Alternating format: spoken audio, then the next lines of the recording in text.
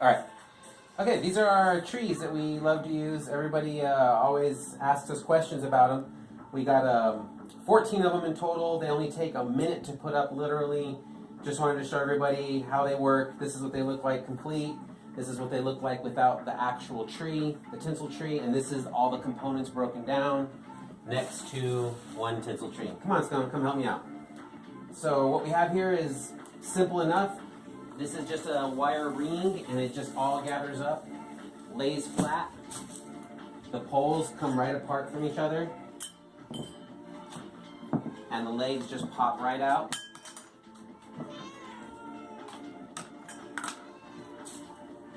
This is why we love them. Not only they're a great price, they're, you can get them on clearance anywhere from like $5 to $10 on average. They only cost 15 to 20 brand new. Yeah, they're available at Targets, Walmarts, Hobby Lobbies, Michaels, pretty much most places. And yeah, this is why we love them, that we can tuck them up anywhere and they work just fine. Ta-da!